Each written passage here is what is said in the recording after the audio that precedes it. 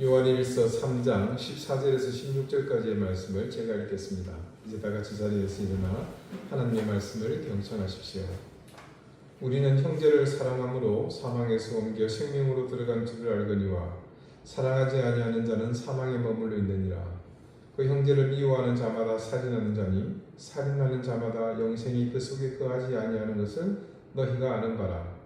그가 우리를 위하여 목숨을 버리셨으니 우리가 이로써 사랑을 알고 우리도 형제들을 위하여 목숨을 버리는 것이 마땅하니라. 아멘. 자리에 앉으시기 바랍니다. 하나님께서 이 말씀으로 우리에게 은혜 주시기를 원합니다.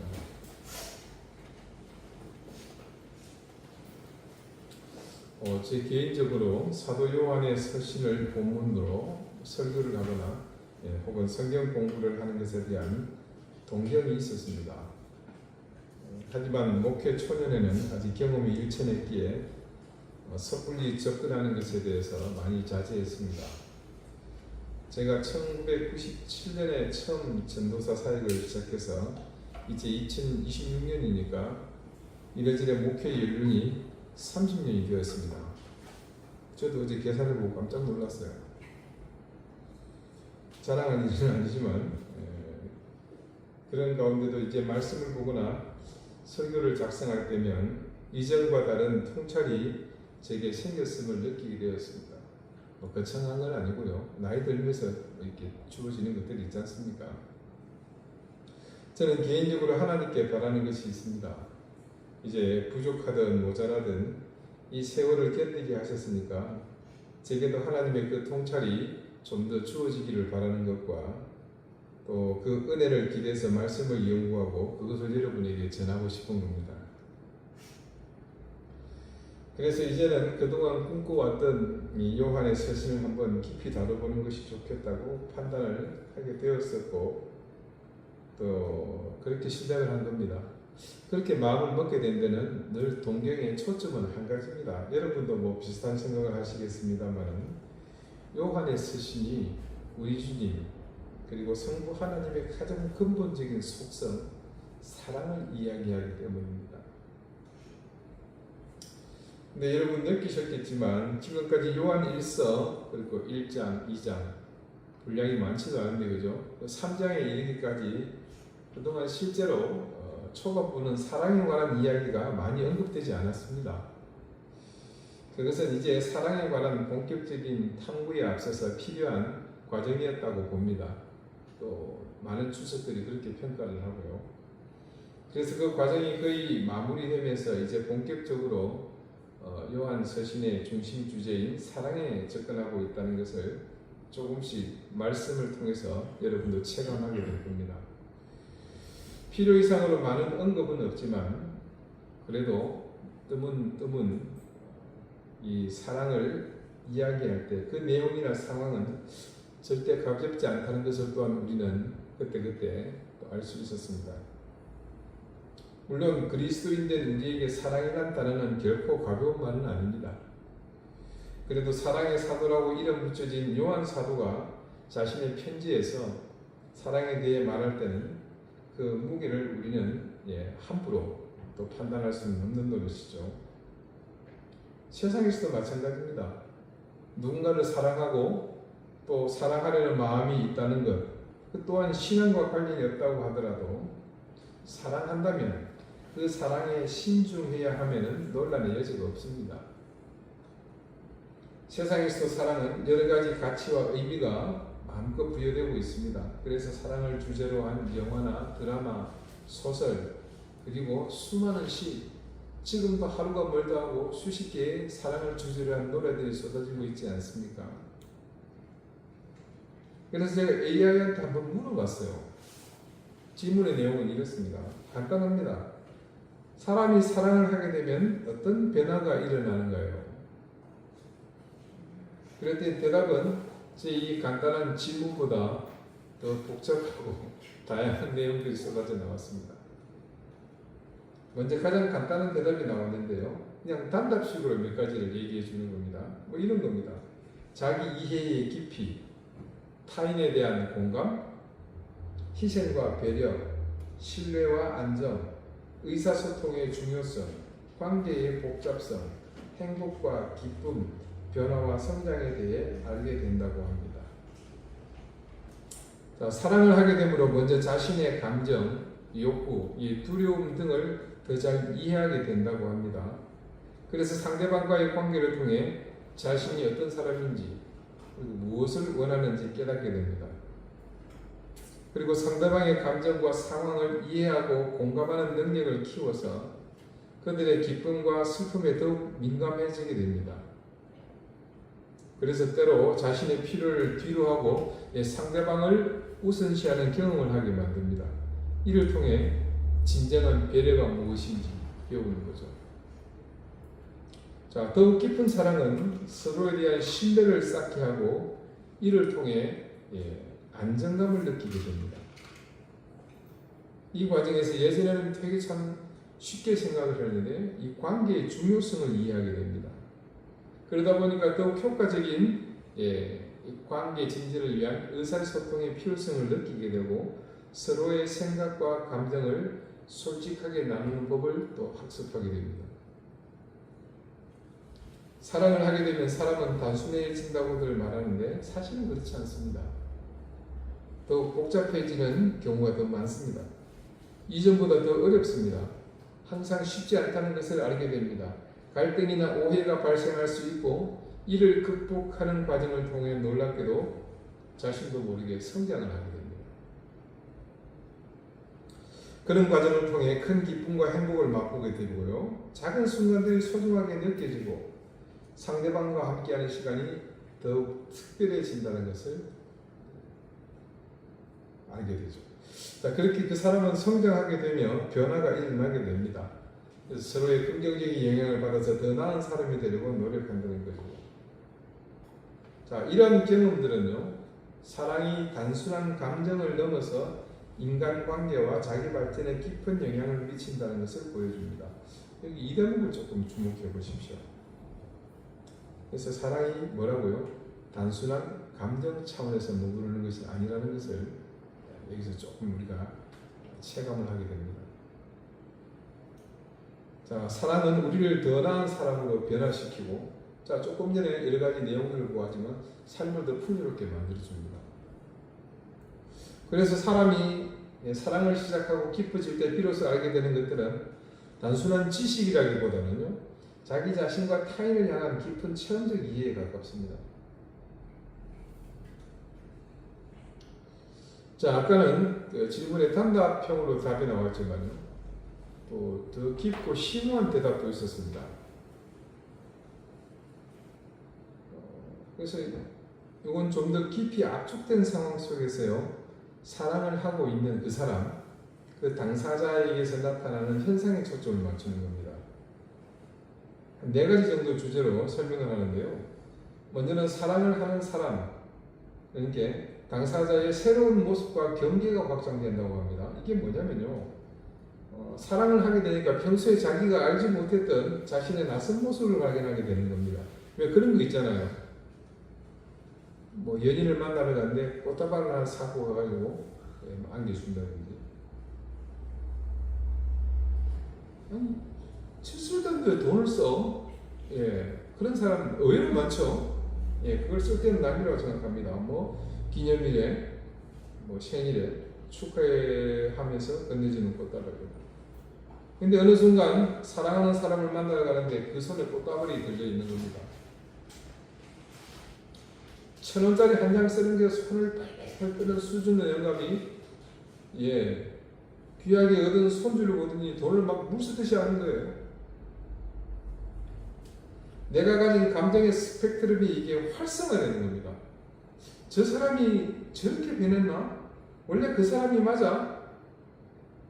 남들에게서 그런 소리를 듣습니다. 그리고 심지어 아무 생각 없이 변화된 모습으로 뭔가를 하다가요, 어느 순간 지금 내가 뭐하고 있지? 이런 현타가 오는 겁니다.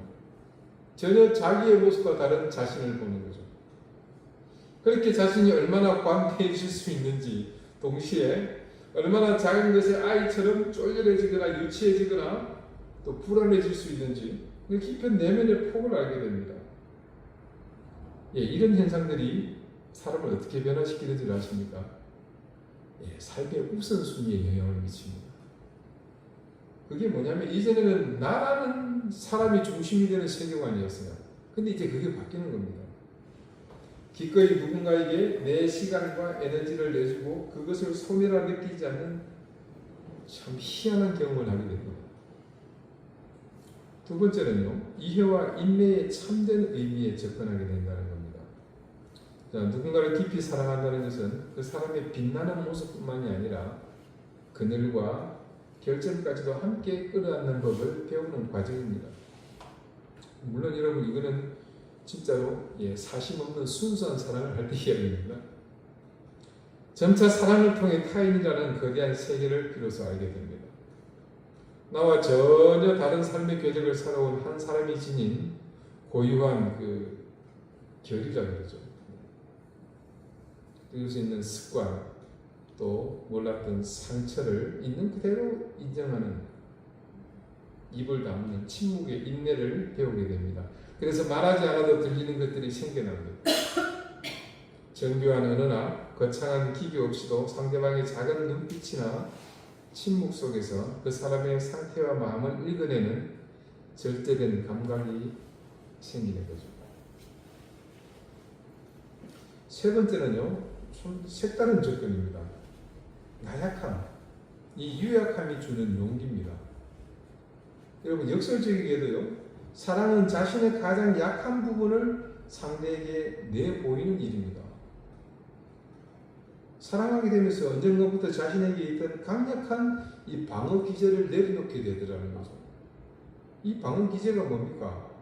나를 지키기 위해서 둘렀던 갑옷이죠. 그것을 벗고 헐벗은 마음으로 누군가를 맞이하는 법을 알게 되더라는 겁니다.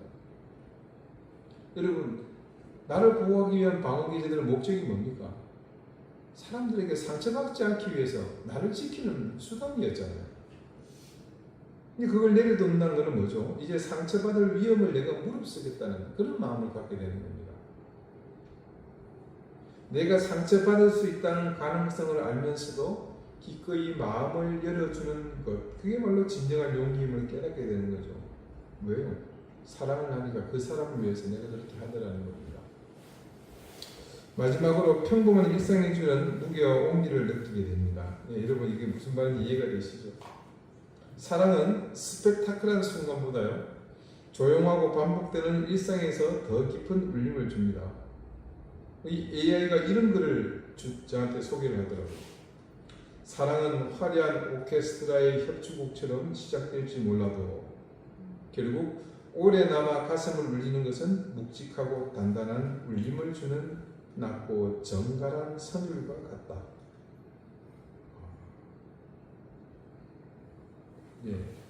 그냥 참고하십시오, 여러분. 중요한 건 이제 뒤에 나옵니다. 함께 계절의 변화를 바라보는 일요, 맛집을 찾아다니며 소소한 음식을 나누는 일, 아무런 말을 하지 않고 같은 공간에 머무는 이 정적의 순간마저도 충만해지는 이상한 평온함을 알게 되는 겁니다. 사랑을 하면 결국 나라는 존재가 누군가를 통해 비로소 더 깊어지고 완성되어야 한다는 사실, 그리고 누군가를 깊이 아껴본 사람만이 가질 수 있는 삶에 대한 묵직한 온도를 알게 됩니다. 사랑한다는 거죠. 물론 이제 지금 세상의 기준이죠.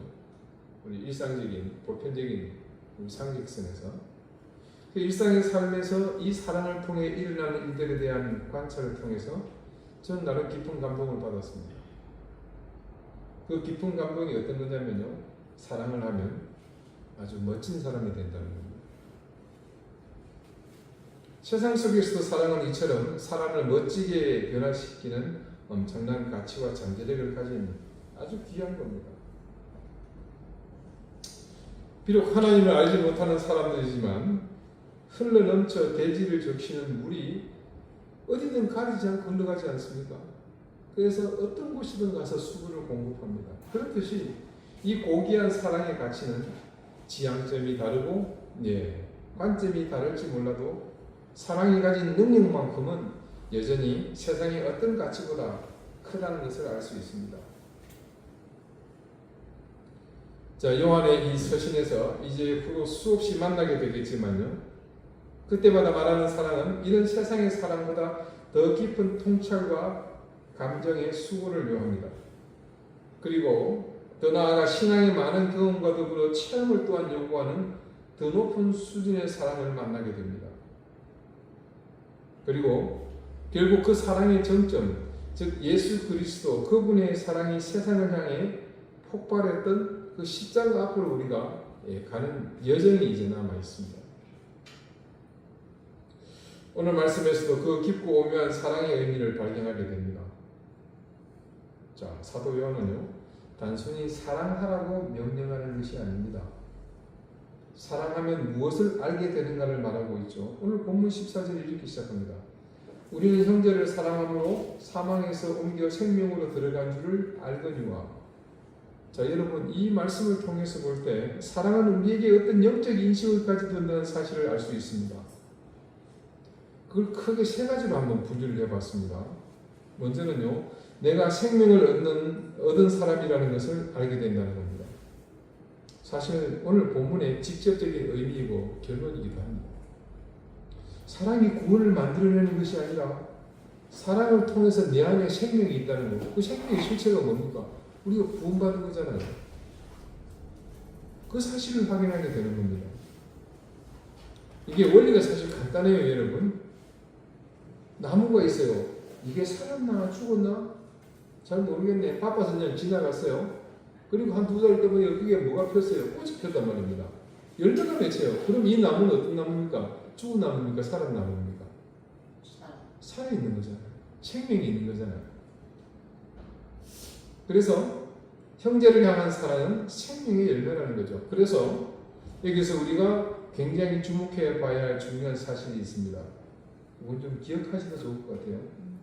사랑은 실제로 구원의 조건이 아니라 구원의 증거이다. 두 번째는요, 사랑이 뭔지 알게 된다는 겁니다.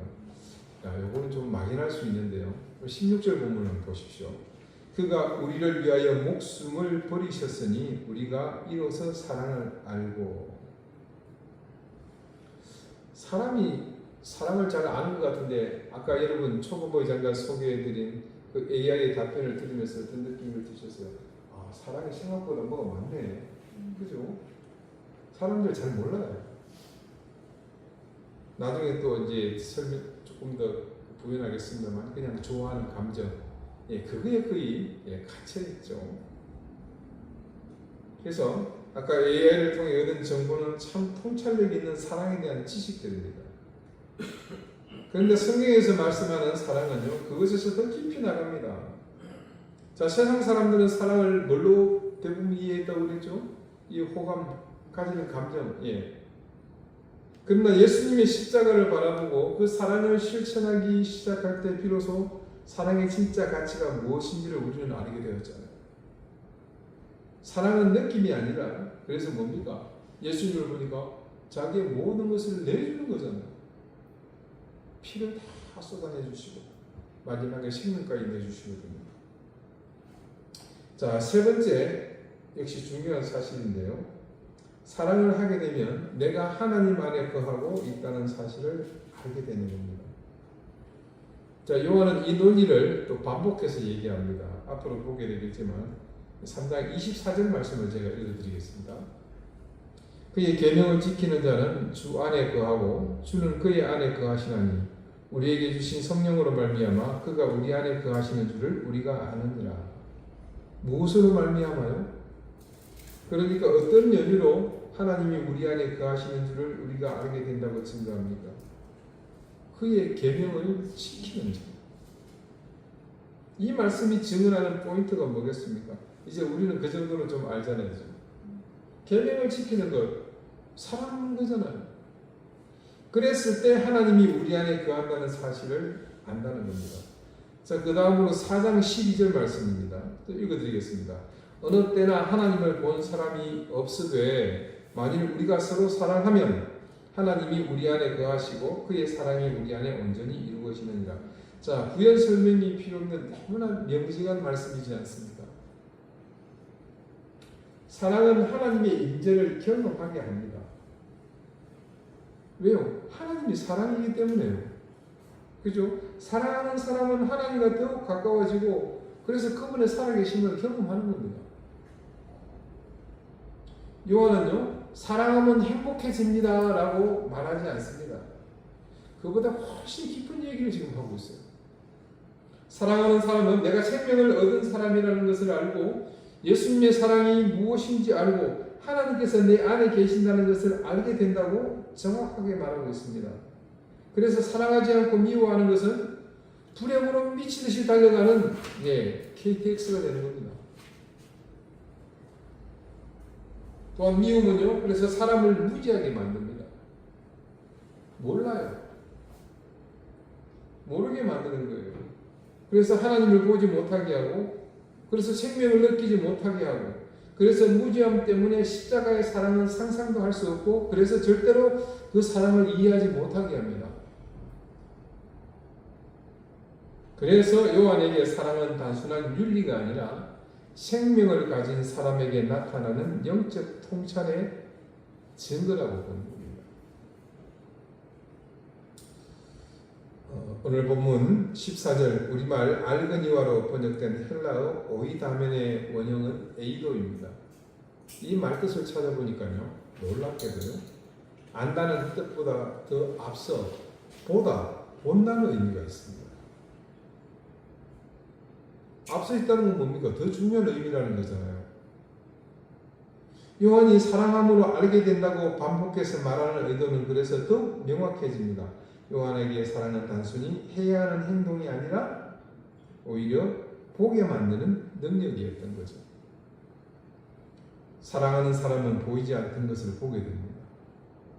자신이 사망에서 생명으로 옮겨졌음을 보고요, 십자가의 깊이를 보고 하나님이 지금도 역사하신다는 사실을 보게 됩니다. 그래서 요한은 사랑을 생명의 결과인 동시에 영적인 눈을 열어주는 표지로 설명하고 있습니다.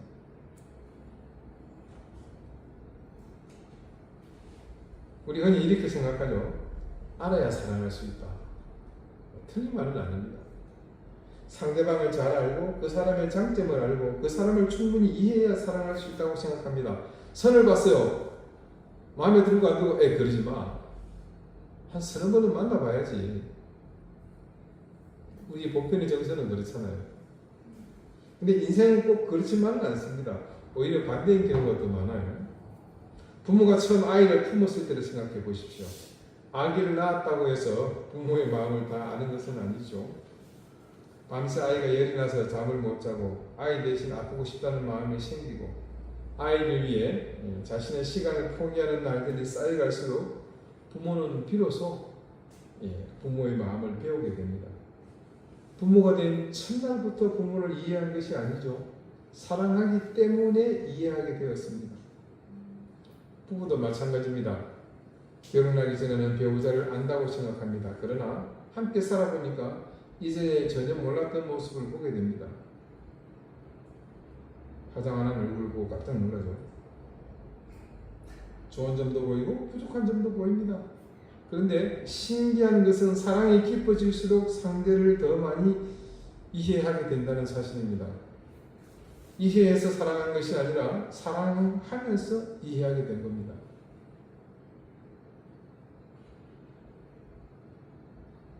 이게 굉장히 중요한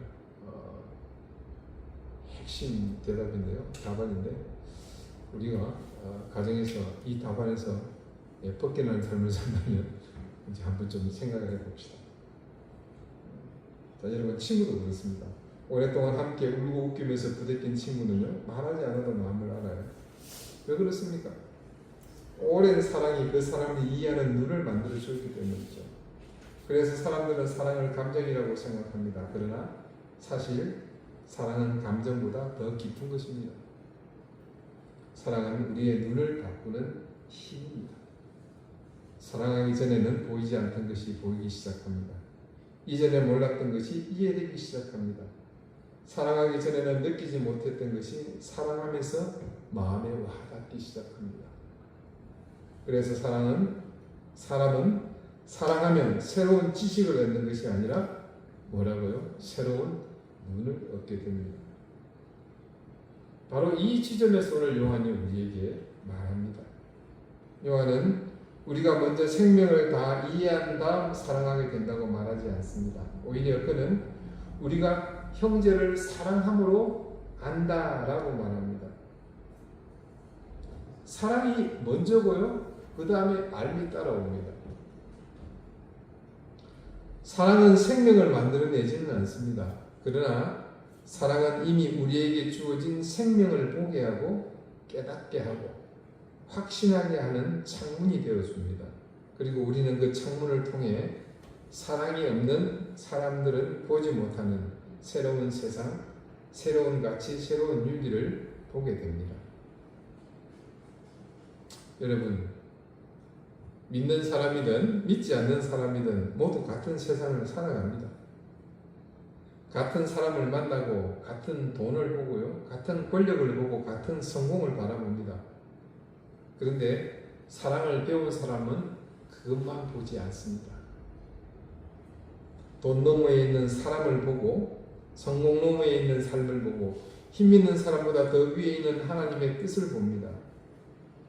돈보다 귀한 것이 있고 하늘 권력보다 더 힘센 것이 있고 오늘보다 내일이 시간보다 영원히 땅보다 하늘이 더 크다는 것을 어떻게 알게 되는 겁니까?